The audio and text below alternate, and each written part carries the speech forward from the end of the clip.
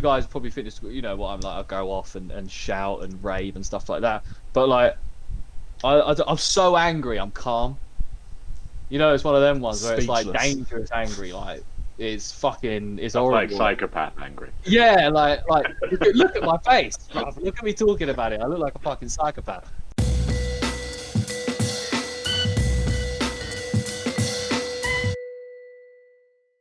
What's going on, everyone? Welcome back to the Footy Fetish podcast with myself, Alfie, my boy Ollie, Yo. Harry, When? and man like Dan Bardell. How you doing? It's good. Good. Good. How is everyone? All good? Living the dream. Living La Vida Loca. Exactly. Yeah. Not much. Well, football was good this weekend, lads. It was. Not much new stuff going on. I just didn't really dive that deep into it. We've got other stuff to talk about, but I want to talk about this obviously the European Super League. UEFA have come out, obviously said Barcelona, Real Madrid, and Juventus, who are still part of it somehow, still hanging on to it, but they won't face any more legal action due to their so they won't be fined or anything like that or kicked out of anything, which is a bit ridiculous. But the funny thing is, I don't know if you've seen it in the notes, but the clubs, Real Madrid, Barcelona, and Juventus, argued that punishing them for breaking away for the breakaway league would be against the European competition law. Can't get my words out right now, which is quite ironic. They're trying to make a non-competitive league, but their excuses for not whatever. You know what I mean? But yeah, what do you guys make of this? And obviously, like the 22 million that the Prem clubs would have had to pay for grassroots football and stuff, that's been suspended. What do you guys make of this? Obviously, I'll go to Harry first as someone that's not as a fan of the top 16, and then I'll go to the two top 16 boys, or the one top 16 and the tagger along. Hang on, let's not do this. All right. We made that joke last podcast. The annoying little brother that mum makes you take with you. Oh, what are you then? We're not involved, bro. I'm outside the top 6, man. We're not claiming it. I think it's pretty insulting, not gonna lie. Yeah. Especially with the not just from, because you know Reading are a load of shit at the minute, but yeah. We'll get on to no that. mercy is ever shown to clubs like that. You know, Bury getting kicked out of the league over pennies for what amounts to pennies for these big clubs, and then they basically decide to say F you to the rest of the leagues, and they don't get punished for it. Yeah, it's crazy. They tried to kill. I know we've been talking about this. They tried to kill football as it is, and they're not being punished, which is crazy. I mean, I just feel like I've always sort of not liked the top 6, but just because it's been a bit like, oh, they're the top 6, whatever. But now I find it hard for any fan that's not of a top 6 team how they can't just hate the top 6 now. And I don't know. I think it's just going to cause a rift, and I hope it doesn't go to fans, because obviously, like, Ollie and Bards, I hate your clubs, but obviously it's still like you guys quite a bit. You guys are well alright. but I just hope it doesn't make rifts between people. I don't know. But as top 6, it definitely will do. People are so passionate about their clubs and defending them and stuff. Yeah, exactly. It's very much. Someone could wholeheartedly actually agree with you, but they're so stubborn because it's their team that they'll deny until they die, essentially. Basically, but what would you guys, as two top 6 fans, Bards, I'll throw to you first as an actual top 6 team fan. What do you think, my man? What do you think of this? Yeah, I mean, it pays to have good lawyers, doesn't it? Obviously, so I think that's brilliant. But Barcelona got the money for those lawyers. Yeah. yeah. I do think the whole thing's a bit of a shambles. I mean, totally against it. Totally agree. I think there should be some sort of punishment, hefty fines. I don't really think we're the answer anyway. I think it had to be something severe, but then that's not for me to sort of judge what it would be, because I kind of don't really have a clue or a grasp on that. But I think it is a bit of a shambles the way it's been run. It's not a surprise though. I mean, Man City literally got away with it, and they walked in. There's that video of them walking in with their army of lawyers. So imagine what Barcelona, Madrid's and Juventus's look like. So that was Man City walking in with them, and they got away with it. I don't think it's going to be a shock to anyone that UEFA are letting them get away with it, but it's just going to roll back around. A couple of years, Yeah, the we'll have it, expansion for we'll the have it, Champions yeah. League's happening, or is it happening this season, or it's next Couple season, isn't it? seasons. So it's literally going to be until they don't see the benefit of that, they'll be like, okay, we want even more. Don't know. In terms of the other, clubs involved, they're not getting fined now either. I think there should be some sort of punishment or some sort of fine from the Premier League and their respective leagues that they were in, just for the fact that if you want to get the money off them and then say, look, this is your punishment, and we're going to put it into the grassroots football, then they should do that anyway. They surely have some right to punish them if UEFA isn't going to already. So yeah, it's a hard one because I am. Yeah, I mean, I'm totally against it, absolutely, and I totally agree. And I think what you were saying about, you hope it doesn't mean that there's going to be a fan divide. I don't think there is, because the fans didn't like it. They're the ones who kicked off about it, and made the protest known and all that sort of jazz. If they do it again, you know for a fact that Man United won't be playing any games because they will storm the stadium again, regardless of security around it. So yeah. That's really Ollie. What do you think, my man? I think that I can slightly understand why. I say very slightly that a fibre of my being slightly understands why that some of the big six in the Premier League weren't sort of given sort of heavy fines, because they all ended up dropping out very promptly. But I still think that they should have pursued giving like Barca, Madrid, and Juve. Was it? Yeah, those are three. Yeah, so they should have still definitely got fines. They're standing their ground. They're not regretting it by any means, and it looks like sort of the top six, they have regretted it only because of pressure from fans and stuff. So I think that they should be fined. There should be some sort of punishment for them, but it looks like they're kind of just getting away with it. That's not to say that Premier League teams don't need to be punished, because I do think they need to be punished, and I think that they should, out of sort of being the teams that they are, but I think they should still pay these fines into grassroots football, because that can do a lot for the whole of football, not just a specific league or a specific team or whatever. All the money goes right down the pyramid, and it can mean a lot to a lot of other clubs, and it can really take a lot someone further down there. Yeah, exactly. It goes so much further, and like, say you get Arsenal get given £1 million or whatever, that's not really going to do much. But you give £1 million to a non-league team, that's going to do absolutely loads for them. So you want to see that sort of stuff, and I still do think that they should be paying those fines to grassroots football. Yeah. No, I think we're pretty much all in agreement. The only thing is, I think that they should just deal with it how the EFL clubs are dealing with it. Fine them, slap them with a points deduction. Doesn't have to be a crazy one, but hit them with something like that will actually affect their season as well, because they deserve that, I think.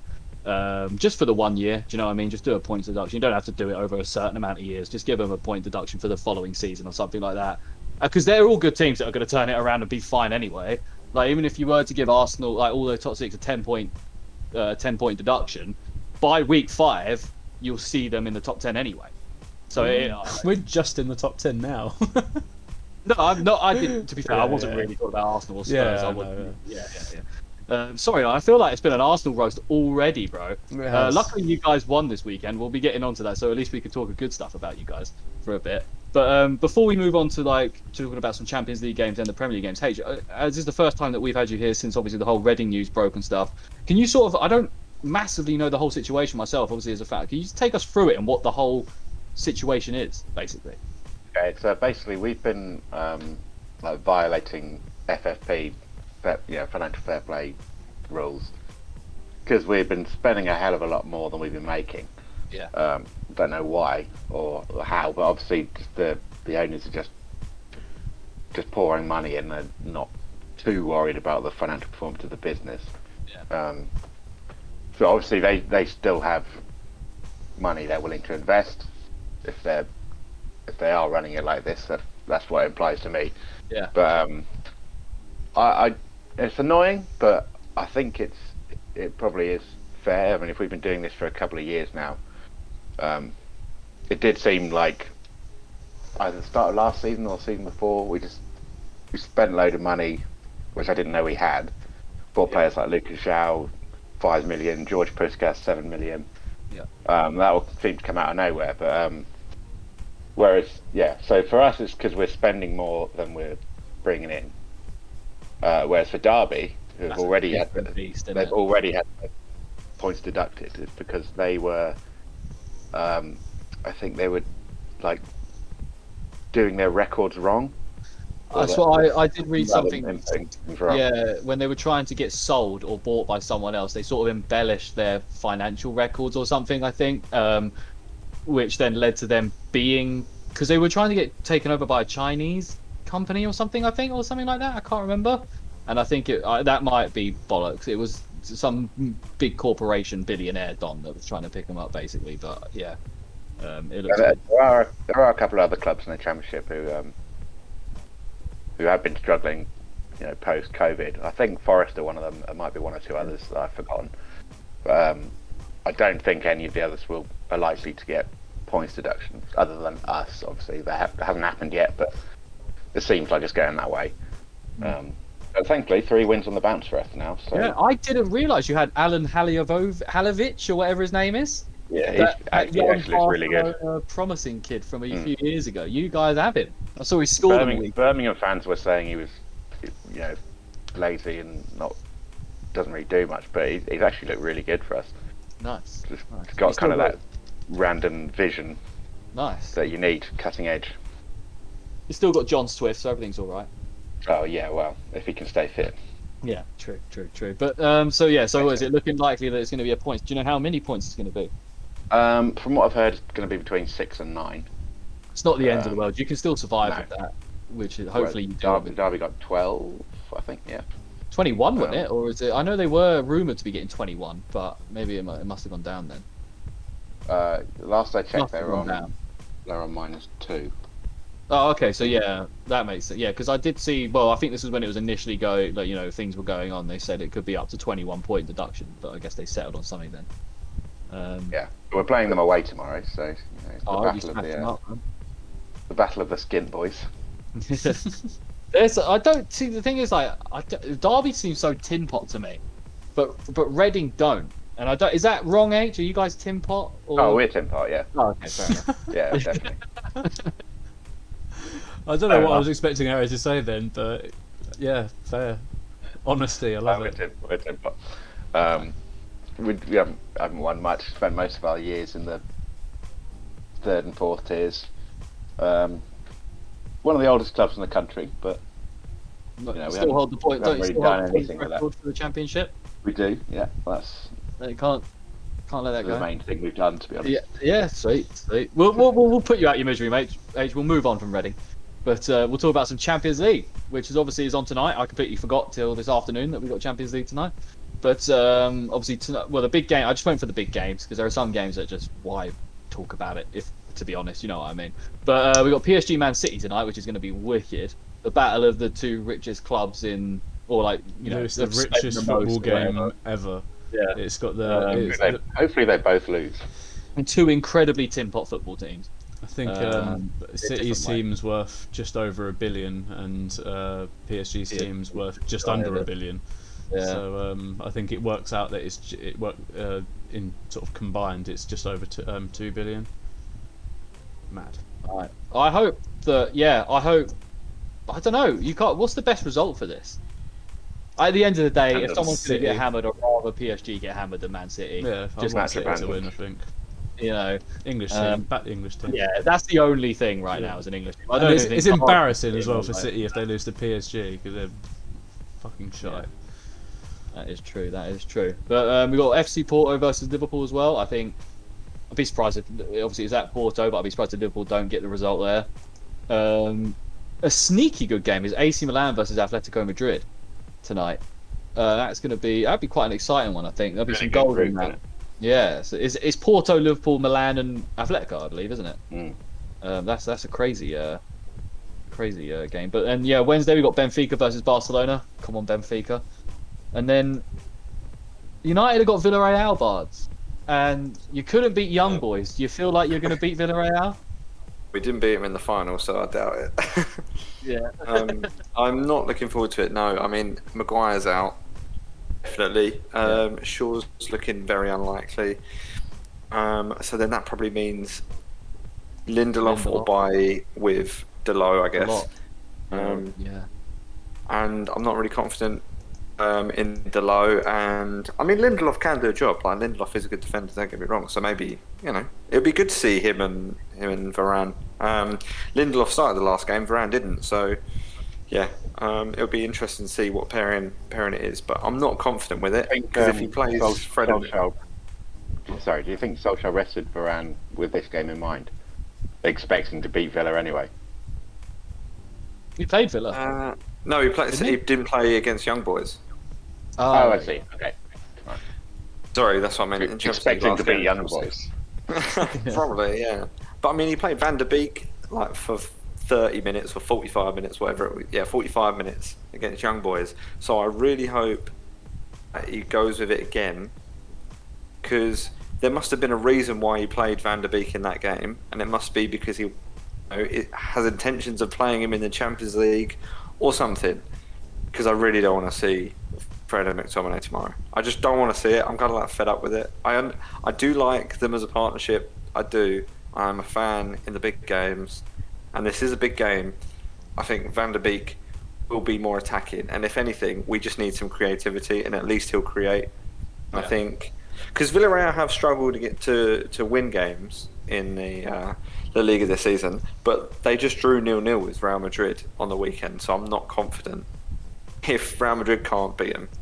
I'm not confident of us being able to get a result, but I would like to see Van der Beek maybe start and just have some creativity. I'm not like begging for Van der Beek to get minutes because he hasn't impressed me at all, so I understand why he's not playing. I don't really get the clamour for him if he's not been doing it when he has shown, like, been given the chance. But yeah, and Sancho, hopefully Sancho can deliver. He does like the Champions League, so hopefully he can deliver on the big stage tomorrow. What happened last time you guys played Villarreal? De Gea missed a penalty. That was a draw at 90 minutes. Yeah, it's just draw. painful. You can do something. It's fine. Yeah, Get a point out of it. I don't necessarily think we'll lose. I think it would just be so painful. Like, I don't think Man United will play well, and it might not necessarily be their fault that they don't play well. It's just that when you're up against a low block and it's so frustrating. If Villarreal are smart, they would literally do what Villa just did, and they would play a low block, and then they'd counter, or they'd get a goal off a set piece, which they did. They got a goal off a set piece in the final, so they had literally had the game plan then. They'll just do it again tomorrow, play it to a T.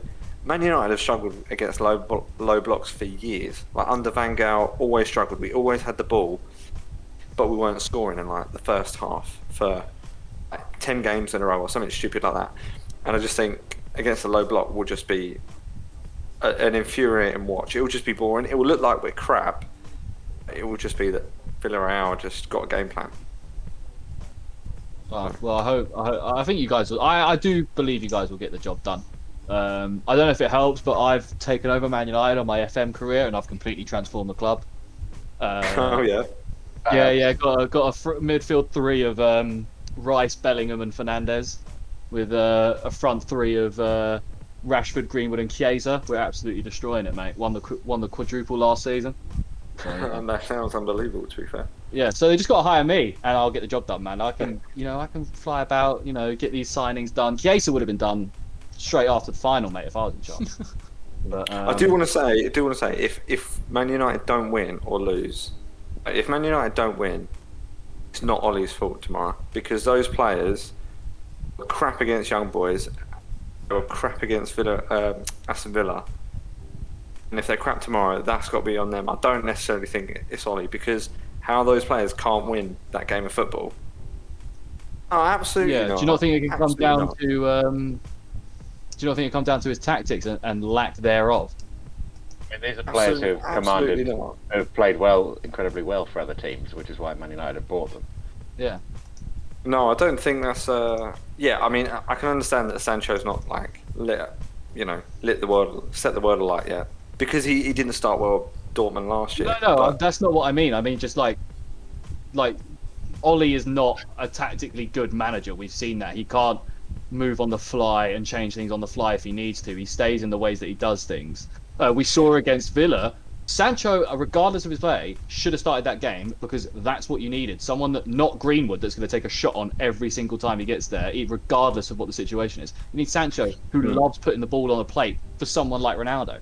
I just think Ollie is not tactically good enough to take you guys to where you want to go, and eventually he's gonna have to go. Yeah, I mean, I just think that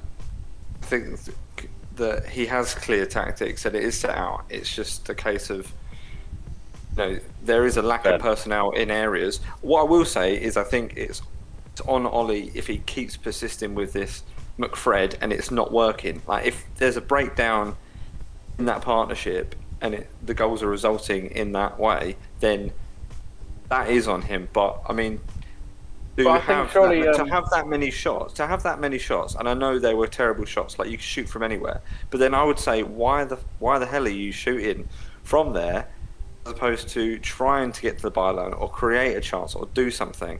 I don't think that's on Ollie to do the creative side because he's not playing. I think he has got tactics. Right. It's just he can't win he can't win big games, or he can't beat like Man City, do the double over Man City last season. He can't beat them twice and then people not give him credit for it, but then when they lose it's all on him. But do you not think it's a manager's job to find the system that fits the players he has, rather than making the players he has fit a system he wants to play? Well, but that's the thing as well. He's played these players in this system like majority of last season, and it works.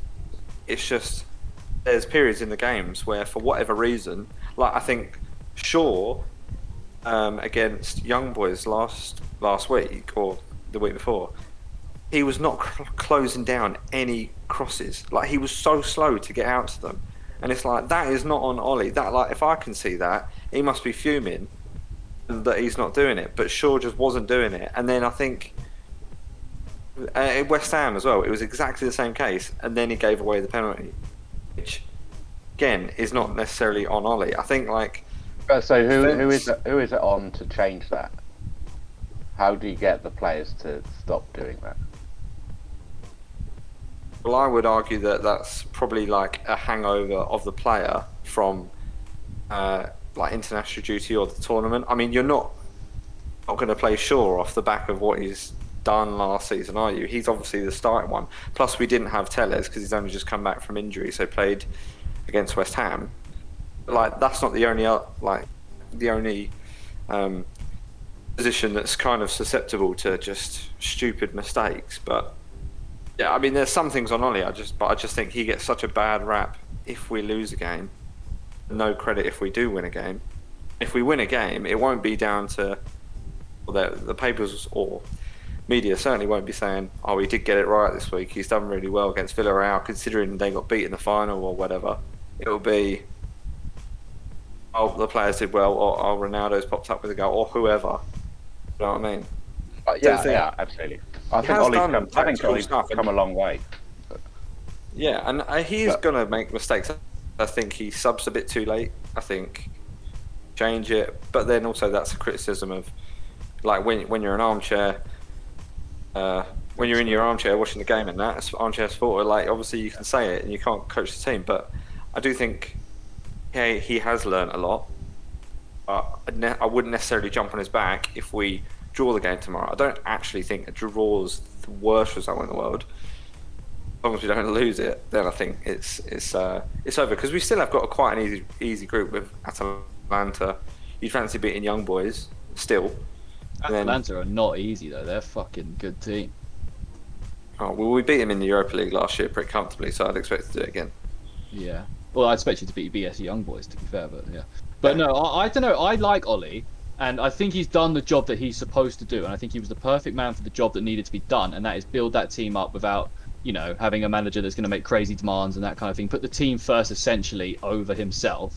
But I think you're past that now. You're, 1-2 signings away from making a serious... Or maybe one, like, Declan Rice or Calvin Phillips away from making a serious title run and potentially doing that. And to be honest, man, Ollie has not shown anything to say that he could be the guy to win a Premier League. I know he came second in the Premier League, but you were still a way you're still a way off. You were never really in it to win it, if we're being honest. And the Champions League's not been great. You got to the Europa League final. He bottled it in the Europa. Well, he and the players bottled it in the Europa League final. Just feel like he's been good for what he's supposed to do, but he's not the guy to take you to that next step. No. Like, do you think he is? I wouldn't. I still believe in what he's doing. I totally agree. We need one signing, and I know it's like, but you've signed all these players. I get that, but that literally. It's obvious that Fred and McTominay are not. Mate, yeah, it's like it's obvious. My only criticism is that we've cried out for a CDM ever since Carrick hung up his boots. Like, it's been shocking, and this is where, like, as a fan, and Ollie might feel the same way. Is when you see like Chelsea just go out and act, or like they've got Kante, but tell you what, we're going to get Sol as well. Or we're going to get Jorginho, or we're going to get Kovacic. Like, they just act, man. Like, there's signings that I would have liked to see United make, not for big price money, just to get a CDM in and just to try it. Because I still think one CDM would have been better. You can play McTominay and a CDM, or you can play Fred and a CDM. But then they've got the license to do whatever. And if they're back in that position, then they can do it. I think this is where some of the rumours are coming from the last couple of days. I think, I'm not sure if you guys have seen them, but I've seen a lot of rumours hitting up about Calvin Phillips with a move to United potentially in January, probably more likely in the summer. Declan Rice as well. Those two, both England defensive mids. Imagine if you had both of those in your team. They would be rock solid for you guys. I don't think you'd probably get both, but you just need both one of them. all you need is one of them essentially. And Calvin Phillips seems to be the one. His name seems to be popping up quite a lot over the last few days. As I say, Rice his name's popped up before as well. But it is a player like that you do need. Like you say, with Chelsea going out there, and they're bleeding out defensive mids right now. They can't move for them. They've got quite a few of them. So it's just a case of, if you guys can get someone like a Calvin Phillips or a Declan Rice or someone along those lines, then you guys will be sorted. Yeah, I mean, I think Declan Rice is going to be too expensive and it'll be priced out. Probably. Yeah. Transfer regardless. I saw it was like 60. I saw it was like 60 million quoted for Calvin Phillips, but to me that literally screams of Declan Rice, because there's been a press leak that, obviously an obvious leak from the club to the press that Declan Rice is too expensive. Calvin Phillips is available for 60. So what they're probably trying to do is drive down the price for Declan Rice to be like 60 million, and then they're going to say no, and then Leeds United are going to go, well, hang on a minute, we actually never quoted 60 million. They're going to go, no, it's more like 80, and then he's going to be priced out of market. But there's players like Ruben Neves who you can still go for, or Zuma, who probably, I still think, everyone says Ndidi, I still think it's going to be ridiculous to get him out of Leicester. Yeah. It depends how they do this year, because they've been shocking so far. Yeah. If they continue on this, it might be easier to get them out, mate. Especially if someone like Maddison or Tielemans or someone who's been linked to a move away goes. It could be like the first domino of many. But I just, before we go too off, as we are talking about Man United, let's just get straight into the reviewing. Let's start with the 1-0 loss to Aston Villa, because we were already on it. Obviously, Bruno Fernandes missing the pen, Villa getting the goal in, like, what was it, the 80-something minute with Courtney Hall's fantastic header, but never should have been let to get that goal from your. That was a really good header. Just a little glance in one. Yeah. Should it never have let to get to goal, or should it never have been given? Because I don't understand how those Leicester City ones were offside and then this one wasn't. And this one is a clear. I've got no idea. I don't even think, like, this is why Ollie is so pissed off. Mind of the ref. So Ollie was so pissed off after the game, because it's just the lack of inconsistency. The lack of consistency, not the inconsistency. But so he was so angry at the end, because just like, you give it one week, but you don't give it the next. Obviously, I know it's two different actual referees, but VAR in general, they should be leading the ref to give the same, or to give the same sort of decision that it was given the week before with different teams, but the scenario is the same. I personally don't think it was offside or anything. I don't think the Harvey Barnes one should have been given as offside, but this is where, if you give the Harvey Barnes one, you should probably give this as well. But as I say, I don't think they should have even given the Harvey Barnes one in the first place. Yeah, I mean, they weren't offside. The second one, Harvey Barnes one, was definitely not offside, I think. But then this one was a clear, like, if you're talking about, being the goalkeeper being inside of the ball, then the United goal was definitely a case of player being in front of ball, so De Gea couldn't see it. So I didn't understand that. I mean, it is what it is. The performance was still shit, but that's just. I think the refereeing just keeps continuing to be shocking because we should have had a penalty against West Ham during the week on that pull down from Lingard to Noble. Yeah, and then we should have had 2 in that game anyway, in the league. So the refereeing has actually just been shambles this week. It has been shocking, man. Honestly, I don't know. It's been, but I think the performance. What's up with the defense, man? Is it just so lethargic and sloppy like that? Maguire pass to get De Gea. I can't make sense if it was a shit pass by Maguire or De Gea's just made an absolute meal of it. I can't. I don't know. Is it because you've got 2 of your back 4 on a hangover from the Euros? Do you think, or? I don't think De Gea helped himself positionally in that situation. Yeah. Maguire obviously should but Maguire should also do better. I think they're both capable. In terms of the defence at the minute, I don't know. I've not been confident of our right side. I don't think Wan-Bissaka's looked great. People have said he's had a fantastic game, but I don't know. Against West Ham, people were saying he was really good, but I was but he did take out Dufal. Even though it was offside, he did wipe him out, so that would have been a penalty. But I don't think he's been great. I think Varane's been alright. I think maybe Maguire's building up that partnership so far, and then Luke Shaw I think is definitely having a hangover because the guy's just not moving again. It's back to burger and chips, and I don't like saying that about Luke Shaw, but he's now picked up a knock, I think, as well as Maguire. Yeah, so they're both out tomorrow. I don't think. No. I'd be surprised if Maguire was out for the game on the weekend. Yeah, I think he'll be out because he did initially play on anyway for quite some time after the injury happened. Well, apparently Luke Shaw joined in. He trained today, but he trained away from the group, so he was in today, but Maguire wasn't in at all. So Luke Shaw might make it tomorrow. Oh, okay. So maybe they're just fair enough. Yeah. But yeah, I mean, what do you think of the take? Sorry, Ollie. What do you think of the take that Bruno missed that penalty because Ronaldo was on the pitch? I think it was all Emi Martinez, all the mind games, the shithousery. I think he just fucking took a bad penalty. Yeah. I think it was bound to eventually. Yeah. Hit so many penalties and he was bound to. Yeah. I mean, it's not wrong picking Bruno because Bruno is the better penalty taker. He's the Man United penalty taker. He deserves to keep taking the penalties. He fucking better still take them as well because, even though he missed that one, Ronaldo is still a far worse penalty taker than Bruno Fernandes. And I'd rather have Bruno on that. Bruno's got a 96% conversion rate, and Ronaldo's is 80 something. Yeah. Why the hell would you not have Bruno? Why the hell would you change it? And I hate that argument. The media's been banging on about it. TalkSport fucking love it. TalkSport love it, mate. They love Ronaldo versus Bruno. It's actually incredible. Yeah. So the game was it was at 2 early kickoffs on Saturday. This game was also at 12:30. I found out the reason why. The Cortinas were playing a concert at the Old Trafford Cricket Ground, and in the evening, so they moved the game to lunchtime, which I'm not 100% sure why that's got a lot of relevance, but I assume that there was going to be a lot of people that would be either missing the game or missing the concert and wanted to do both. But I hope they do more. Probably a traffic thing as well. I hope they do more 12:30 kickoffs, man. I had one on one screen and one on the other. It's wicked. I was just sitting there watching 2 games of football. Yeah. They probably did that in the hope that more Man City fans would show up for their game. True. All 5 of them. It was all Pep. Yeah. I think Pogba should have scored at the end of the first half to put you guys 1 up.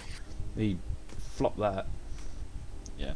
Greenwood. Can we talk about Greenwood really quickly before we move on from Villa? He had a really significantly worse game than he's had any of this season. He was forcing stuff that he just shouldn't have been forcing. What's your thoughts on that? And was it wrong to start him over Sancho, do you think? No, I think Greenwood's warranted a place, absolutely. He's started the season really well. And he is deadly when he has a shot. To be, his conversion rate is really good and his games to goals ratio is great. But Yeah, I mean that's gonna. He's young, like that's gonna come with like experience. Yeah. Sancho's probably would have had a few crosses or shots, and you're like, why did you not pick the other pass? Do you know what I mean? Like, just because Greenwood shot doesn't mean that Sancho would have done any better. I think it's just development, isn't it? You shouldn't be relying on Greenwood to sort of get you out of that situation anyway. But I think it slightly shows his not immaturity by any means, but his youthfulness, and he's still got a lot to learn in the sense that, as does Sancho.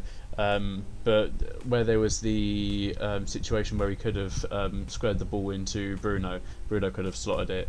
And I can't believe he didn't. Exactly, that sort of thing, that sort of awareness, that's all going to come with time. He is still very young. Obviously, he did get off to a really good start in the first sort of 3-4 games or whatever, but you can see that he isn't obviously a complete player. He's nowhere near a sort of complete player yet, but he is well on his way.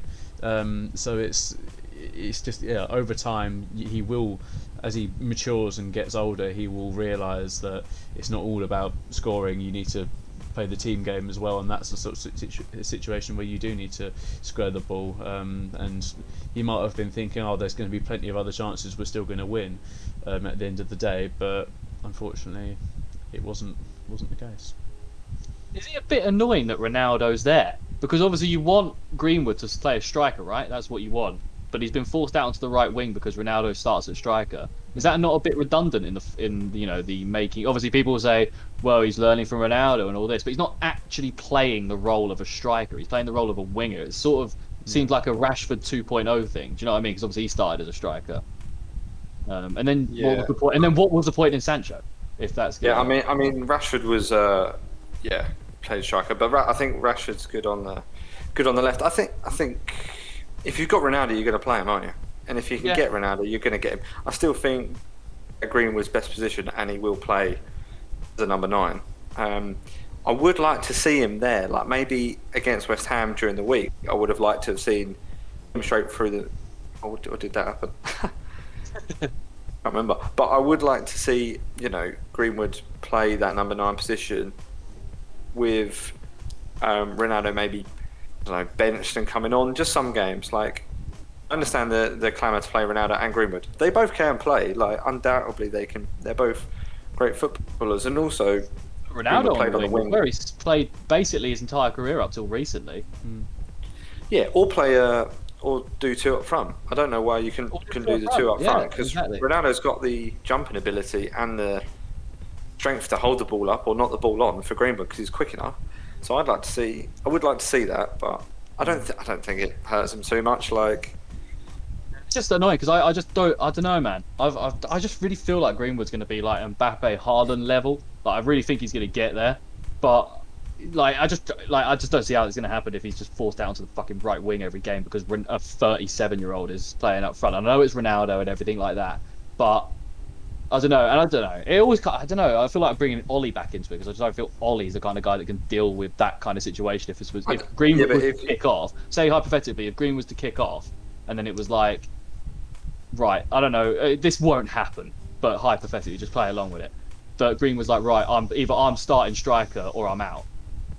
I don't think Ollie's the kind of guy that could deal with that situation of Ronaldo on one side, Greenwood on the other. The future of your club versus the past and, short term versus long term. A good time for a couple of years. But I mean, Cavani played up front last season, was banging him in, but also they were passing to, Greenwood was passing to him, he was passing to Greenwood, and Cavani apparently loves Greenwood. So I think, could there be a clamour to start Cavani over Ronaldo? I think there might actually potentially is, because I think there needs to be that interchangeability. I'm all for, if you want to start one for 45 minutes, right?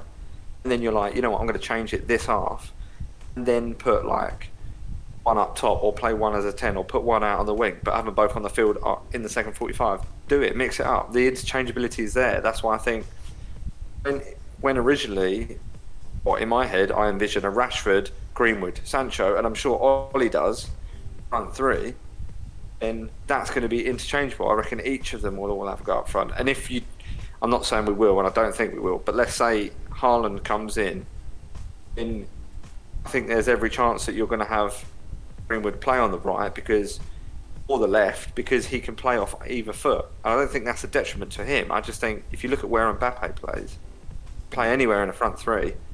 I think that's the way. That's the way football's going, whether you like it or not. And I don't like. I know. Why don't? But I just don't understand why Greenwood's not getting the investment, really, that someone like a Haaland or Mbappe, or the way that he's lauded over Greenwood, but he's not really getting that backing, is he? Because he's not being backed as Man United's number 9, the position he wants to play, what he wants to do.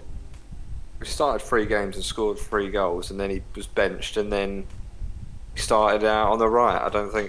I don't necessarily think there's a problem with him not playing every game. I do not expect him to. No, that's all I'm saying. Just not playing striker, because now Ronaldo's in, and you're saying Ronaldo and Cavani are going to be the ones that are like, oh, who's going to start striker? So that just leaves Greenwood out of the conversation completely. So it's almost he started on the right hand side and was getting goals from the right hand side last year, and he did really well. And I don't think I wouldn't have him up front right now because I don't think he's built like yet. He's still growing. I think he can fill out a bit more. If you look at his progress, his physique has changed a lot.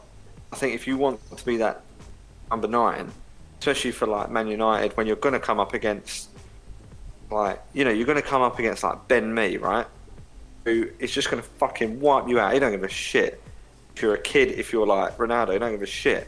But I guarantee Ronaldo will hold up better than against a Ben Mee because he's got the strength and stuff like that.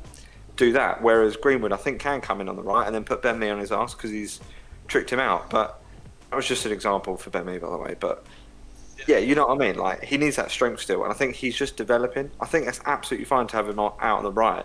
Martial started out on the left, and then Teddy's was a striker, and everyone knows he ain't a striker, but he really wants to be a striker, but he ain't a striker. Yeah, do you know what I mean? I think that will come. He's only 20, 21, isn't he? So. As much as I love talking about United, we have been talking about United for the last 20 odd minutes. And, we need to move on. I think. It was a good conversation. I could talk about that all day because I'm quite interested by the whole dynamic of that front. Yeah, we've been going for 43 minutes, and the last 20 minutes has been United. Sorry, guys. Sorry, listeners. There's 9 more games to go through, guys. Come on. Chelsea lost to City 1-0. Gabriel Jesus scored it. Chelsea never really looked like scoring apart from when they did, but it was offside, massively offside. Chelsea were quite disappointing, weren't they? They really got they really got dominated by City. If we're going to be completely honest, they never really looked like they were going to lose it. Grealish was unlucky not to score as well. Yeah, Grealish was bending some round the post. Just didn't quite get there. Mendy's a fantastic keeper. He didn't know too much about the. He didn't know too much. Yeah, it was unlucky the goal that they conceded. It was unlucky. That had 0-0 written all over it. Yeah, it was a scrappy goal, very scrappy. Yeah, exactly. City got the rub of the dice there. We do just have a quick message in the chat from Kinetis saying Ben Mee, the creme of the Premier League. King of the Brexit FC. Cheers that one, Mike. I think Lukaku was unlucky with his offside. Well, for the disallowed goal anyway. Havertz was fucking miles offside, but yeah, he was just standing offside for fun. Yeah, exactly. I think Cancelo's really stepped it up this season, and especially in this game as well. He looked quite good. Wing back in the league, man. Yeah. Rodri also had a really good chance quite early on, I think, but it was deflected off Rudiger. I think that was it Thiago Silva the ball off the line or whatever it was. Yeah, it was just off the line. Yeah, from Jesus. But yeah, no. It's been a crazy game. I think there'll be those two that are going for the title. Liverpool sneaky, but I just think that they'll lose the big games when it comes time to play them. They struggled against 10-man Chelsea, and I just can't see.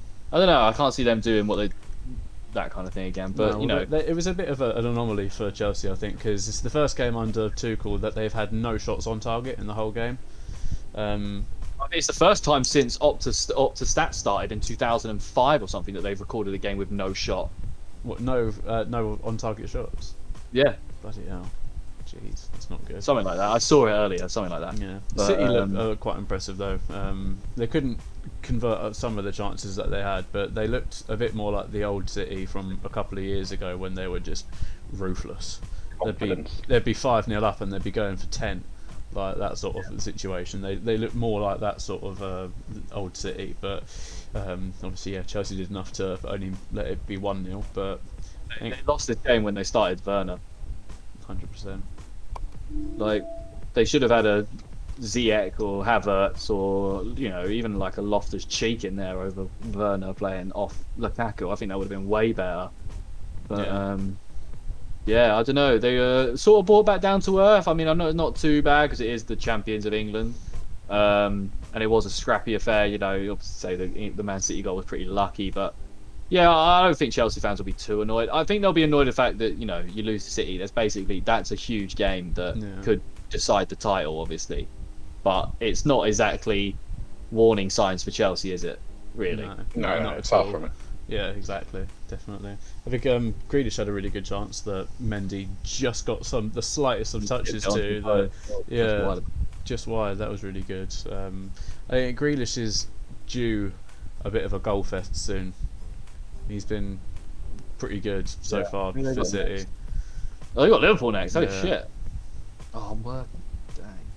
Gutted. They got Liverpool and then they got Burnley. I could expect them to put a couple goals past Burnley, but yeah, no, they're doing. Obviously, that's what it is. You know, Liverpool now top of the league, obviously with City and Chelsea, just in there. But you know, like I mean, it's not going to matter. I mean, their goals against Man City is 1 and Chelsea's is 2. So I don't think, you know, it's going to be too bad for them. But yeah, a much more interesting game this weekend was the North London derby, Ollie. Bro, just take us through it. I might as well just let you go off, man. Just say your piece, bro. Oh, mate, we controlled that game. Apart from maybe about 60 odd minutes in, they started to look a lot better and sort of picked up a bit of pace. And I sent a message to the group chat saying there's no chance we're keeping a clean sheet. Like 100%. We were always going to concede 3, at least 1. which is nuts. Sorry? Like, they could have had 3. Oh yeah. They could have got 3 goals back, which is the crazy Definitely. thing. And Kane didn't take 2 chances. Son did take his 1. No. But yeah, That's crazy. it. I think there wasn't that much to really criticise Arsenal about. I sort of personally felt anyway. It was slightly shaky in defence at a couple of times, and Ramsdale had a little one of those moments again where he tries to sort of dummy the ball to try and like fake one of the attackers or whatever, and every time he does it my heart just goes in my mouth. But I think he does deserve an apology from some people. Ramsdale, he's been pretty good since he's come in for us. I did make a couple of really good saves over there, to be fair. Yeah, he did. That one he tipped over the bar from I can't remember who it was, but yeah, he tipped over the bar. From Kane, actually. Yeah, Arsenal maybe. They really deserve the win, to be fair. Yeah, 100%. But equally, Spurs were absolutely dreadful. Yeah. There's no midfield. Let's not get it twisted. Yeah, Spurs Defending were was all over shite. the place. Mate, they've lost 3 London derbies, 1 being the North London derby, in 3 games. They lost 3-0 to us, they lost 3-0 to Chelsea, now they've lost 3-1 to Arsenal. Love that. But we're a bigger London team than Spurs now. I don't want to, well, not bigger, but better. Fuck it, we're better than. I was so happy we didn't get Nuno. Holy shit! Imagine how bad we'd be if we had Nuno. Oh my god, we'd have ridiculous. Mate, yeah. Oh man, we'd have like Pepe in the back line, in the back 4. Just I'm naming Portuguese players that come to my head that are old and rubbish. It would have just been Roy Hodgson 2.0. But mate, honestly, like Nuno is a shit manager. I'm sorry, we've got to say it, man. I think Tottenham Not his level, man. didn't really Not look. his level. They didn't look like they knew what they were doing. They didn't have any sort of game plan. It didn't look like it. Nuno said after the game that there was a game plan, but it's abundantly clear there wasn't, because half the Tottenham players didn't know who to mark, what they were doing. Like there didn't really seem to be any sort of structure to it at all. Højbjerg wanted a foul from Xhaka just before the goal, but there really wasn't anything in it at all. Bit of contact, but nothing that's going to cause a foul, to be honest. Saka and Smith aren't up to it.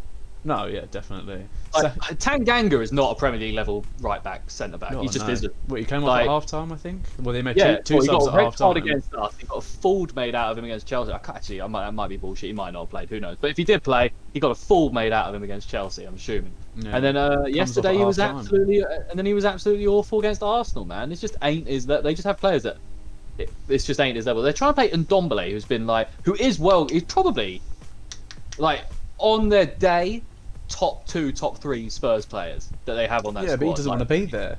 Yeah, he doesn't want to be there. No managers fancied him, and now Nuno's just putting him in the team. Yeah. I think Nuno's like not making the team how he wants to make it. He's just doing it off peer pressure. Yeah.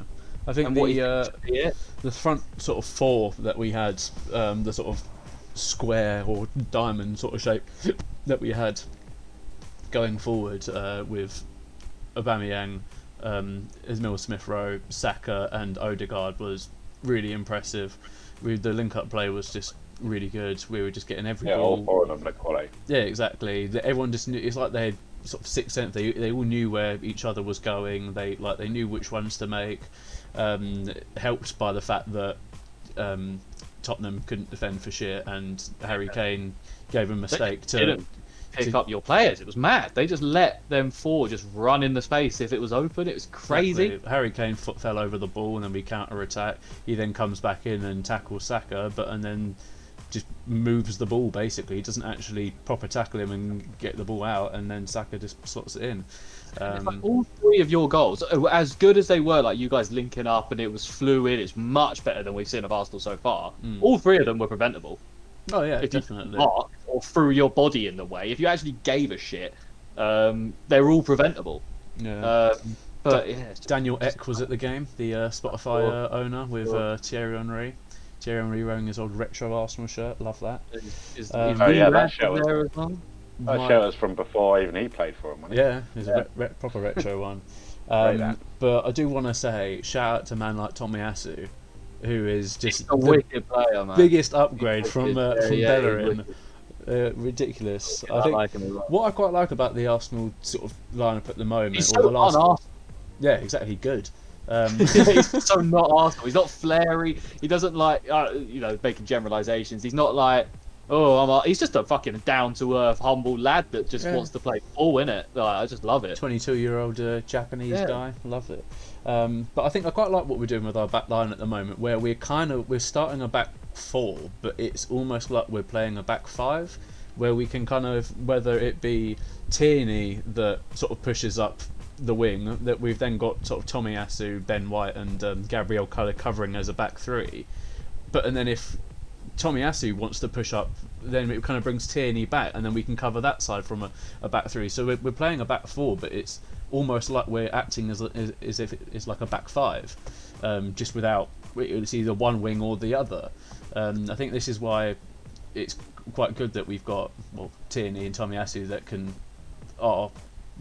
play that centre back role as well as pushing up and might need him well. If Ben White keeps playing the way he's playing. He's not been. Well, he got lucky not to give away a penalty, or either free kick penalty or whatever it was. He's not been awful, but he's been making a couple of mistakes that have nearly been costly, but not just yet. You're not that guy, pal. Not that guy. But Ramsdale made a really good late save from Lucas Moura as well. Just tipped it onto the bar. That was a nice little save from him. What an effort as well. Yeah, exactly. It was a good effort. No, it was a good effort, to be fair. Oh, Big Donny Char has redeemed a hydrate, so if you've got a drink, boys, take a small sip. But the last thing I really wanted to say is Spurs lacked anything going forward, really, until about 80 plus minutes, and they're shit. So they are shit. Enough of our listeners care about us. Thank you. Moving on to a team that's one's pretty shit. One is turned out to be not so shit. And that's Brentford versus Liverpool. Brentford have turned out to be not so shit this year. I'll be honest, that 0-0 draw with Brentford second week of the season is looking like a better result every week going on. I'm pretty happy with it, to be honest. They're looking like a bogey team at the moment for the big teams. Yeah, they are, man. They've just got that grit, man. They are willing to fight for results, whereas some teams just aren't. Like they're willing to go that extra mile, you know, put a leg in where, you know, they could get it broken, you know, that kind of thing. You know, they're willing to put themselves on the line to get wins. I love it, man. I think this is where it comes from, their recent experience in the Championship, where it is a bit more like that compared to the Prem. It is very much one How of hard those. they had to fight to get up. Well, Yeah, yeah. exactly. Yeah, Their mentality of how they do business and everything's fantastic as well. They sell on players like, you know, Ben Rama, Ollie Watkins, and they come back and they're bringing in just Ivan as good, Toney. you know. Yeah, they're just as good. Their business is shrewd, and I like it, man. They know what they want. They know how they want to build the squad and everything, and it seems to be working. Obviously, it could all be. I fully expect them to stay up this year, but it could all be undone next year, as we see with so many teams that they once they get fit out. Which looks like we're seeing it with Leeds this year. But yeah, did any of you guys watch this match? Yeah. Well, I watched the second half of you. Well, Oh, yeah. little bits of it. Yeah, nice. Bars, did you catch it, man? You would have loved it, boy.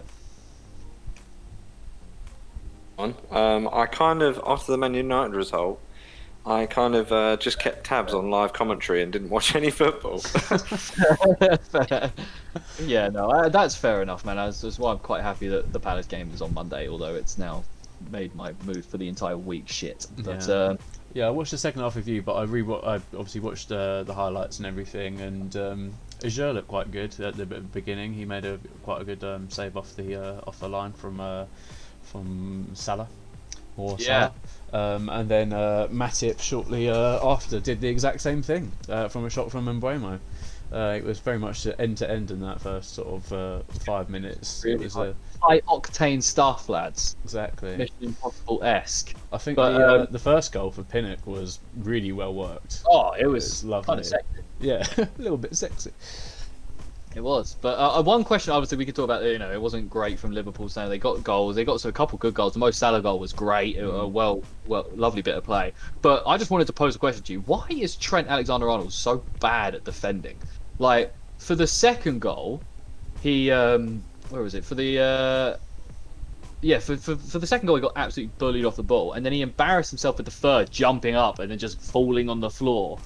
Like not really doing anything, letting Wissa get through and score. Like Klopp was obviously saying that, you know, he's like the best right back in the league, but I fail to see how he's the best right back at Liverpool right now. Yeah, I don't know who else they've got, but at defending, he's absolutely horrific. I think they should probably make the decision to make him a right winger, to bring in an actual defender that could, like an actual right back that can do the defending well. He's shown he's good at whipping balls in, and he is good going forward. But if you can't make up for it with the defensive side of things as well, just bring someone else in that can do the defensive side of things, and try and move him into more of a midfield sort of position or something. Obviously, I know it didn't go too well for England when he did that, but I think if it's a more consistent thing at club level, when he's actually training to be in that position, as opposed to a random one-off game against Andorra, he needs to be, I think, not maybe Or do you replaced. think that maybe Liverpool are training so intensely on their attacking for people like Alexander-Arnold, Robertson, or whoever, that they're not getting enough defensive training? Yeah. Robertson doesn't seem to struggle in that regard, but No, but he came from Hull, where he had to do a lot of defending. So he would have had that in him anyway. Trent's always had this thing of being the luxury right back that worked when you had such a rigid and well-worked team for 2019. That took people, it was a one again. That Liverpool team took people by surprise. You know, didn't know how to deal with it. That clock pressing nature of play with the long balls from the wing backs and everything. People didn't know how to deal with it. But people sort of figured it out, and they've figured out, like, if you attack that right-hand side for Liverpool, you can score and you can get goals, because Trent just ain't up to it. He can't throw his body about it. You can't see him. Like, can you really see Trent Alexander-Arnold having a winger in his pocket at any time? No. You can't. It just doesn't happen, does it? No, exactly. I'm quite interested in what Bars thinks about it. Sorry, I'm quite interested in what Bars thinks about it. Obviously, as a United fan, having this, you know, the Liverpool thing. But I'm quite. Do you particularly rate Trent? Obviously, in general, yes, but you know. No, not really. I mean, thinking back to be honest, okay, yeah, you can do a defensive cross and whip a ball in, but so can a winger. So I don't know. I don't really get that argument, but we said when we done the Euros podcast and we were doing our squads before that was announced, none of us had him in the squad for literally that reason, and it was only Mark, and I understand why Mark wanted him in, and Mark watches him more than any of us on this podcast, but yeah, but also at the same time, we were, I suppose, not being fans, we all know that he was susceptible to a mistake or giving the goal away on that right hand side. And I mean, he done it against Real Madrid in the Champions League, didn't he, last year? Literally heading the ball back. He done it. I mean, he done it way back when Man United played Liverpool in Mourinho, and I think we won 2-1. But Rashford done him down there, and I think he'd only just started coming through. I think then, and then he, and then the season after he was like unbelievable, whipping the balls in, and assisting. But I don't know. I know it's like a lot to say. Oh, you want to get a guy that could do both, but I mean, he puts up amazing numbers. But if he just put in like half the numbers that he did, but then was also very good defensively, he would still be fantastic right back. Yeah. It's just he's very good at one and not so much the other. But when he's not very good at the other, it leaves him totally exposed and susceptible on the counter and yeah. Liverpool have got enough goals in them and the rest of the squad. Exactly. So they don't need best player in the league. him to be pushing all the time. Yeah. Did you guys see the Liverpool fan on the Brentford fan YouTube channel? It was a couple of clips popping around on Instagram afterwards. He was interviewed and he said the crowd was too noisy, so the Liverpool players couldn't concentrate, and the floodlights were too bright, so they couldn't see the ball. I love football fans. I love the excuses and the reaches we will go to for our teams and players, even though in ourselves we don't believe them. Yeah. Ask any Liverpool fan what the atmosphere is like at Anfield. They'll be like, oh, it's so great. It's really loud all the time. It's Sweet so loud. The loudest fans. Yeah. Never walk alone. Yeah. Oh, they were too loud. They were too loud. Yeah. Couldn't hear Kloppy's in instructions. But yeah, no, we'll leave it there. Like Liverpool, just they need to pick it up, because next week obviously they got Man City, and if they're going to play anything like they did against Brentford, and City plays anything like they did against Chelsea, Liverpool are going to find it bloody hard to break them down or get their hands on the ball, basically. That's why Mark isn't here. He's doesn't want to be here this week because he knows what's going to happen. He'll be on Thursday to preview it. Yeah, probably. See, but Leicester 2, Burnley 2, boys. Obviously, Vardy getting a hat trick. Not the typical hat trick. Not the traditional hat trick, but 2 goals and an own goal, but goal's a goal. But obviously, Brexit FC's only foreign player basically at the moment. Maxwell Cornet got the goal. It was an absolutely fantastic finish from him. What a volley! That's good. But yeah, Burnley are like they're a little nippy team, aren't they? They play very physically. Obviously, we know this under Sean Dyche, but it seems to be catching teams off. Unless I just haven't been paying attention because of the podcast and stuff, I've been paying way more attention to Burnley. But they seem better footballing wise than I thought they were. I don't know what you guys think about that. People don't give them enough credit. I mean, they're not like not pretty by any means. They're not a deep squad in terms of like amazing talent that's going to wow you. But as a squad, it's not just all boring football. No, you've got a solid back two with Ben Mee and Tarkowski. You've got an underrated defensive partnership, them two. Then you've got Dwight McNeil and Cornet, who can be these really exciting young players to come through. And then you've got an absolute beast up top in Chris Wood, who can just throw his weight around and cause problems for like Van Dijk and people like that. Do you know what I mean? So I was a little bit gutted for Chris Wood. Man. They got attitude. It's good to watch. They have. They got that Sean Dyche kick you in the teeth like he would to Jurgen Klopp. Rain or shine, he'll be wearing his his white shirt that he always wears and his tie. Yeah.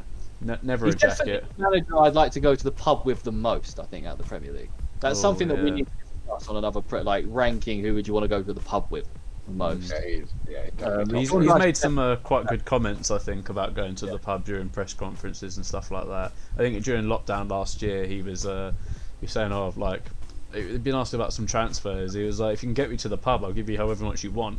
Or whatever. He loves a good session at the pub, I think. He seems like the kind of guy that if you asked him to get you a pack of pork scratchings, he'd have no problem with it. And he'd be like, oh, well, a bit, but no, you want 2 packets? you know, that's it. But no, as well.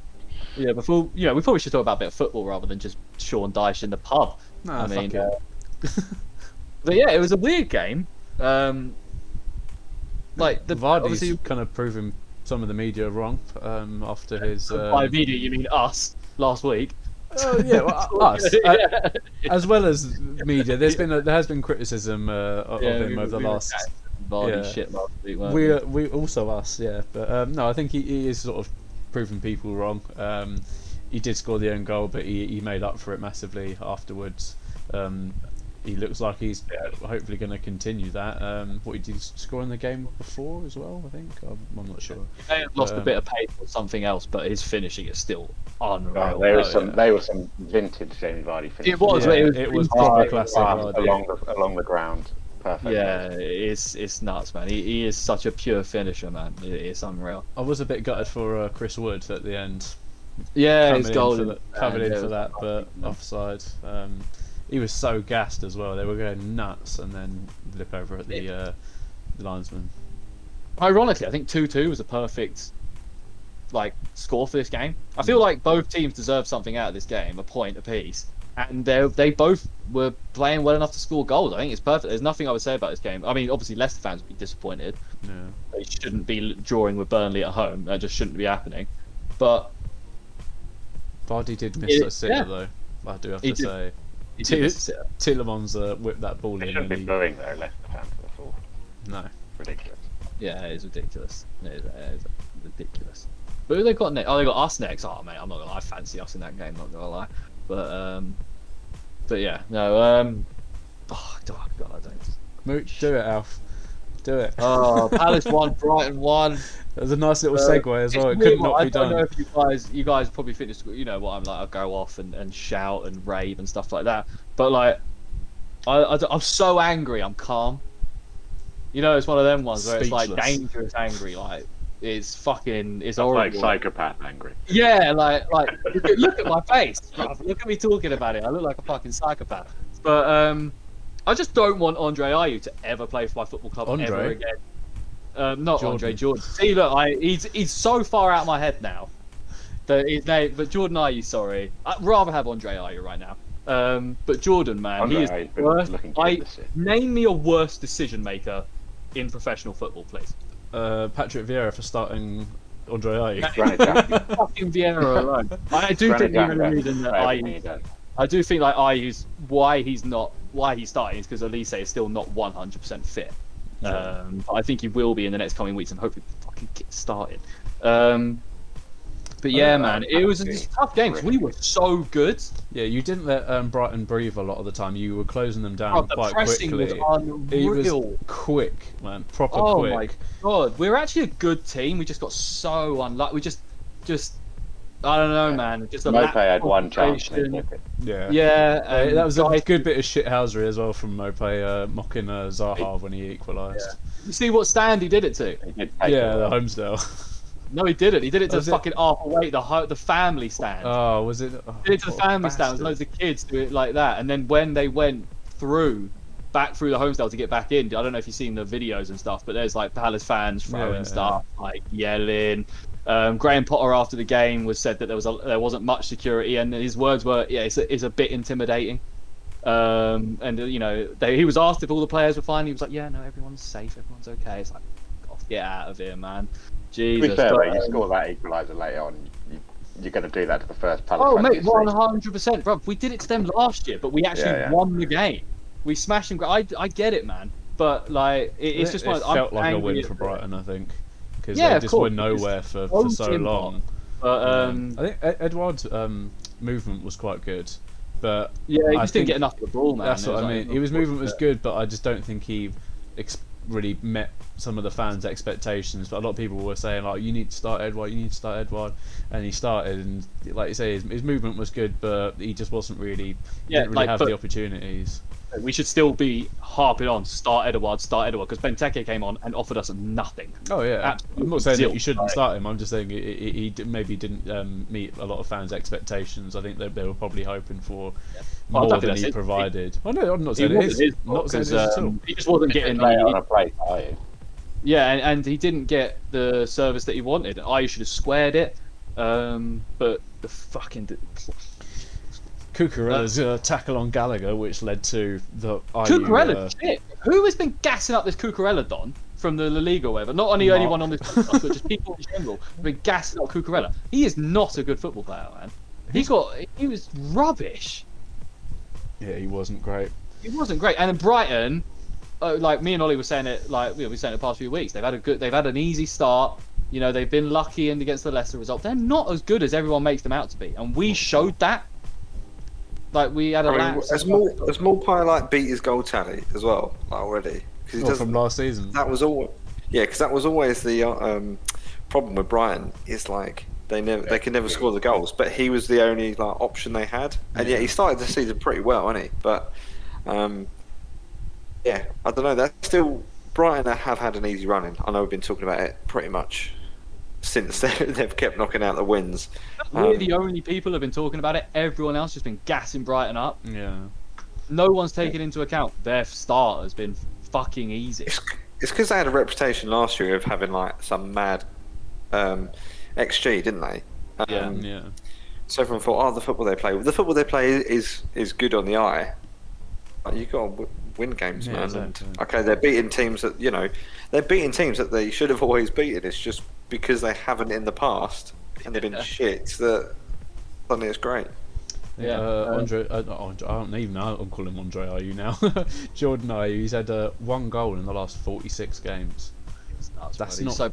Everyone keeps saying he works hard, and it's like, yeah, bro, okay, fine. You can work as hard as you like, but when you're not, you got to do other stuff. Now there are things that he's good at. He is good at, like, you know, keeping the ball up, like taking back. He's someone that if you are, you know, I know if you're a couple goals up or whatever, and you've got like 15 minutes, bring him on. Because he will do defensive duties. He's basically a right back, not a right winger. Like, he can draw fouls. He can be really annoying to play against, and you can bring him up. But he should not, he shouldn't be anywhere near a fucking goal. He should be no way near a goal because he cannot do anything with the ball when he's close to it. But yeah, I mean, I think I've seen loads of people on Twitter. I think this has been like almost like, even though it should have been the Spurs game, but this is just I've seen loads of people talk about Vieira and how he's changed Palace and all this kind of thing, and it's looking good, and we're getting respect. You know, you got fucking Gary Lineker tweeting about it, how good of a job Vieira's done with Palace and all this kind of thing, the turnaround. And I get it in the time that it's happened. It's pretty impressive that it's already sort of happening. You know, we were talking about before the season starts, maybe waiting till the back, maybe, scraping results, and then by the, January, February time, you might see his plan come into action. But we're seeing it 4 weeks into the season if you count the Spurs game, or wherever it was. But it sucks. I'm gutted that we didn't get the win, but I can't exactly be mad. We're a fucking good team. I'm just gonna say it. We're a good team, man. We play good football. We've got no. I'm not worried about us going down. I'm not worried about us going down. There are 3 fucking worse teams than us so far this year. There's more than 3, but it's just I feel like that mistake now won't happen again. That lacks in concentration, all that kind of thing. Guy to be in a no man. I just think that's one thing that happens, and then it doesn't happen again. You drill it into. It's something that they're going to fucking remember as well. You know what I mean? Yeah, that was the last thing I wanted to say about just guys have sort of caught slipping out of position. Really, yeah. I think he did have an injury just before that. I mean, he was clutching it. He had the shoulder. He claimed he had an injury. Yeah. Well, I mean, he was. Yeah. We don't know how true that is, but lovely to see all the Palace fans screaming at Lewis Dunk. She said no, Lewis. She said no. All that good stuff. Allegedly. Yeah. But yeah, no, I'm still happy with the way good again. Fucking Selhurst Park was rocking for the whole 90 minutes, man. Yeah. There was chants going everywhere. It was a wicked. I know a couple of people that were there. Ben was there. Ben Varley, he was there last night. Nice. A couple other people. No, I think we're fine. I'm not worried about us, man. We're fine. No. There's a lot of worse teams than you guys this season. Every team's gonna have a game that they probably should have won. Albeit you probably should have won the Brentford game as well. But like we're seeing at the moment, Brentford are being a bit of a bogey team at the moment. They're getting unexpected results and that sort of thing. But it's nothing to worry about. Any Palace fan that's worried about Vieira and if he's going to be good enough is an idiot basically. 'Cause, Certainly is. yeah, Mate, he's we're doing definitely over good Leicester enough. next week. Fucking watch. We're going to do over Leicester next week. Yeah. Away at Leicester. Oh no, home to Leicester. I can feel it, man. I can feels it. Right, we'll leave off there because yeah, I don't know. I feel yeah, I just don't want to get the anger bubbling up again. You know, I've done well to suppress it and push it down and just keep it a tight ball in my stomach. All that anger, but you know, I don't want that coming back up. But let's talk to Palace have conceded the most goals from corners this year as well. Yeah, we've been awful. We've just been awful from set pieces generally, man. We've been awful. I say that stat as in like you've got done loads, but you and Watford have had 3, and like most other teams have on like 1 or 2. So it's not like loads. We've also had the highest increase in possession from last season. We've had a 10% increase in possession. Yeah, well, that's because you didn't play that possession football under Hodgson like you are now. But yeah, no, I'm happy, man. I'm happy, and I'm happy that Vieira's starting to get a bit of respect as well from people outside of Palace and not pundits, basically. You know, that do it. People anyway. Outside of Palace and Arsenal. Yeah, it's nice to see. And it's weird to see. So many Arsenal fans just wanting Palace to do well. Yeah. And like how. Yeah, it's just weird. Like, it's in Palace, like Arsenal fans tweeting about Selhurst Park and how awesome it was, and I was like, what the fuck is going on, man? But I guess it is Vieira, basically. But yeah, the last game I want to go in detail on, because the other 3 were pretty boring. Leeds losing to West Ham, man. Leeds are... Well, what are Leeds, guys? I'm having real trouble figuring them out. Like, what do you guys struggling take on? Yeah, they're 18th, no wins, 3 draws, 3 losses. They've scored 6 and conceded 14. We've got Kinetis in the chat. Found out, mate. We've got Kinetis in the chat saying Irons.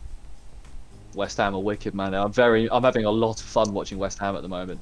So yeah, no, big up. But yeah, guys, Bards, you were saying you think they've been figured out. Yeah, I don't know. Leeds have. You know what? I'll start with West Ham because I think they've played really well, and I think Moyes. I'm glad to see Moyes doing well because it's almost like he's worked. He has had this in his locker, and he's worked really hard to get a team that's so difficult to beat but dangerous on the counter. And West Ham are that team, and they look solid. Like they look so dangerous when you play them. I'm surprised that Antonio is still banging them in, but there was a great finish. At the end, and a great pass from Declan Rice to pass it sideways to him because it's what he does. But Leeds, in terms of Leeds, like I think they get done on the counter all the time, and they're not. I know Bamford's prolific, but he's not being given the space, and I know he's injured and he didn't play, and he looks to be out for quite a while. But if you can sit off Leeds and then soak it up, but then get them on the break when they've not really got fantastic line, they're going to be vulnerable, aren't they? Because they pass so many bodies forward that I think teams are just figuring out how to soak that pressure up and when the best time to counter is. You know, they're leaving too many spaces exposed. But if someone's going to probably fix it, it's probably going to be Bielsa. So I don't imagine them going down. Yeah. No, I don't think so. I think that I have a feeling that even though we're talking about Burnley, I do think it's going to be Norwich, Burnley, and Newcastle. Yeah, I think Leeds will be 15th or something. They'll be clear of the relegation zone, but not too clear of it. I don't think, unless things rapidly change. If they didn't have Rafinha right now, they would be absolutely screwed. Oh yeah, he's carrying them. The only thing that's doing anything for them right now. Really. Yeah, unfortunately, Bamford is not the same Bamford we saw last year. It doesn't look like it anyway. I don't know. It's still early, and obviously picked up the injury, so it was a tough one to call. But yeah, came out of nowhere from anyway, considering he was. Exactly. Yeah, true. Talking about injuries, I know we talked about this team already. I just wanted to quickly throw in. I don't know if you guys seen, but Reece James 4 to 6 weeks out. It's looking like, which is going to be horrible for my fantasy team and for Chelsea. Did quite well for my fantasy team though, because Thiago Silva came on after 29 minutes, which ended up meaning he got 61 minutes played, 2 points. That's just enough time. Exactly, I was gassed. Nice, but yeah, no. West Ham. West Ham again. I think But they've got such a solid setup with their fullbacks piling forward. I think that Cresswell as well has been given such a license to kind of help in the play, but also defend so much better than he has ever done like in the past because of players like Soufal. And Souček's not banging him in as much, but they haven't really needed him to because Antonio has stepped up despite him being like 31. Yeah, but he's been solid. I mean, he's been able to sit back when Rice has been going on these mad runs. I mean, literally, Rice picks up the ball and he will get to the byline every single time. Yeah. Every game he gets to the line, and I don't think players track that very well. And obviously, he's gunning for a move and he's putting in these big performances. But as long as he's at West Ham, I think are going to do well. I'm really interested to see where they end up because I feel like they've probably actually exceeded a lot of like teams. Yeah, they're looking too good for a lot of teams. You can see West Ham kicking on and continuing this way, but then you can also see them selling a couple players and falling back into yo-yoing. Fully can see it happening either way. What do you think? How do you think West Ham would be doing now if they'd actually managed to get Lingard? But they could be serious, like. Because to be honest, man, I wouldn't want to drop Fornals or Ben Rama for him. They've both been fantastic. They've both been fantastic so far this season. Yeah. You're not going to drop Souček or Rice, and I wouldn't drop Fornals or Ben Rama. So I don't know, man. Definitely not me. Owen's been playing really well. It's great. It would be great for their Europa League stuff and their cups. But I think for Premier League, if that's what they're going to focus on, I think Premier League they'd be fine without him. Yeah. They're the basis of my fantasy team. Yeah. Results coming. But Antonio's got 5 in 5 now. He's been fantastic. He's still, for some reason, he still won't get called up to England, and it's probably fairly right that he doesn't. He's very recently just played a international game for Jamaica. I think it was a friendly or something. I don't think he's still 100% committed to Jamaica or whatever, but I don't think he's gonna. Oh yeah, I think he definitely should be. But, he's not going to get the England team, is he? Realistically, let's be honest. He's a good player, but there's a lot of good English players that won't make it into the England team. It's just I'd still rather give Ollie Watkins a chance over him. Do you know what I mean, for the future and that kind of, and then Mason Greenwood when he's fit, But these last 3 games, I'm just going to say the scorelines. If you guys have anything particularly you want to say, I want to say one thing about the Leeds game. Okay, go for it. Michael Owen's comments afterwards. Michael Owen said he remembers watching Meslier in the Leeds Academy when he was 16 and he really looked the part. Meslier joined Leeds in 2019. Yes. Michael Owen doing Michael Owen things. I do actually also want to say another thing about Meslier. That Don, if Leeds aren't doing well this season, he will be gone in the summer and he will be gone to like a United, a Tottenham, someone like that because he's. I don't know. United. Is Dean Henderson shit or something? No, Dean Henderson actually suffered from a long COVID, so he hasn't been like. Oh, fair enough. He's just been nowhere, isn't he? So that's what I think he'll go to Tottenham or something because Tottenham need to get rid of Hugo Lloris at some point, and it's got to be pretty soon because he's not been impressive for the last few seasons. I don't think. I think the only reason he's still there is because he's captain, really, and they probably feel a bit bad. But they need to leave. That's what they like, isn't it? Yeah, true. Like the people they can get. I think Tottenham should definitely have a look at him or something if he continues this form for the rest of the season. Yeah, definitely. He's going to be a wicked keeper. He could even end up abroad or something. You never know. Oh, yeah, but yeah, so like I said before, I'm just going to go through these last 3. If you've got anything you want to say about these results or anything about a team, just hop in, and then. But if not, we'll just go straight onto the fantasy and then wrap up, boys. Sound good? Lovely. Yeah. So Watford 1, Newcastle 1. Obviously Southampton 0, Wolves 1, and Everton beat Norwich 2-0 at home. Do you guys have anything you want to talk about on those particular? 8. Daniel Farke's going to get sacked. Okay. I don't know if he will because there'd be no point in it. Yeah. First of all, what a goal from Raul Jimenez. Great to see him back. Great goal, great build up. Secondly, what a goal from whatever Longstaff brother it was. Banger. Sean, I think, wasn't it? Sean Longstaff. Yeah. But then was it also him who had what a miss in the same game? Oh yeah, what a miss as well in the same game. Yeah. So yeah, mixed bag from him, and also who was it? Bloke right at the end of the Newcastle game tried to dink it over Ben Foster, where they could have just like passed around him. Absolute howler. Yeah, no, ridiculous. But yeah, no, was that all you got, H? That's it. Yeah. So I also want to say big up Townsend for his continued unreal performances for Everton. He's really revived his career after people were like bantering him, whatever. But It was fair play. It was Murphy that fucked it with Foster on the 1-on-1. Nice. Murphy, yeah. They easily could have scored probably 4 or 5 goals. They just weren't clinical enough. So Maximin looked unreal. Yeah. Yeah, good player. But yeah. So before we finish off, I'm just going to take you through Lit Fantasy. Or Ollie, do you want to take us through, my man? I'll take you through. Right, we'll go through the results. First game, it's a heartbreaking one for me, unfortunately. I got absolutely dicked on by Mark's crouch potato. Harry preparing himself on screen right now. My 420 Blaze Matuidi lost to Mark's crouch potato 61-35. Harry's Smelly Alley beat Charlie's Daniel Gregory FC 46-40. Look at that. We'll be here. Alf beat George. Alf's Gay Pride beat George's Arsenal 40-38. And then Jacob lost to Average. The first one of us to lose to Average 42-35. And that is just... Jacob taking that. I might have lost to Mark, but Mark's actually a real person. The Average is not, so unlucky Jacob.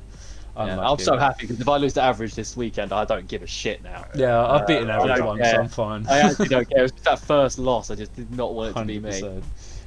But this leaves the league table looking like this. But Average still sat at bottom with 1 for 5, 3 points on the board. George's Arsenal drops to 7th with 6 points, 218 points overall. Mark's Crouch Potato actually goes up in the world somewhere, going up to 6th, also on 6 points, but on quite a substantial amount more overall points than George, actually. Jacobs ain't got a Scooby FC, still sitting there in 5th, not doing too much. But he's just no man's land on his own at the moment. He's on 9 points. No one else on him is around him is. So bringing into the top 4 horsemen, the 4 horsemen of the Footy the Footy Fetish fantasy.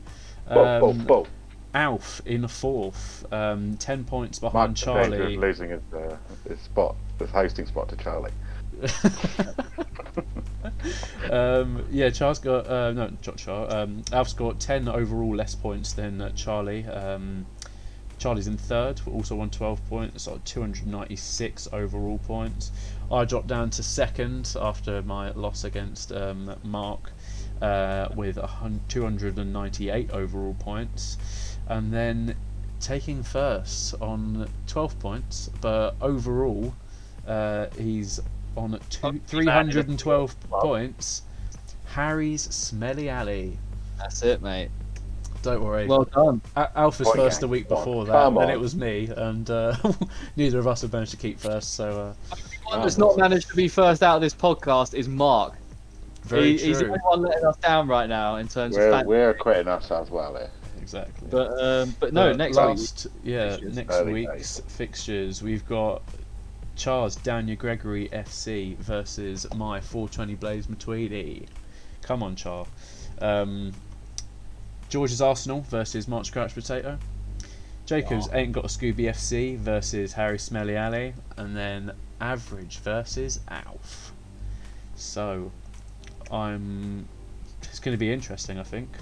Very interesting because me and Char drawing in the top 4 at the moment, so that could be an interesting one. The rest of you guys are playing people outside the top 4. Horseman's going to fall out potentially. Exactly, unless we get a draw and you guys both lose, we both go top.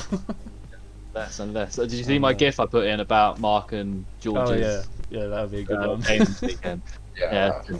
Just what's the point, basically? But no, we're gonna love you and leave you guys, all the viewers out there, and on YouTube and wherever you're watching it, upon your head top.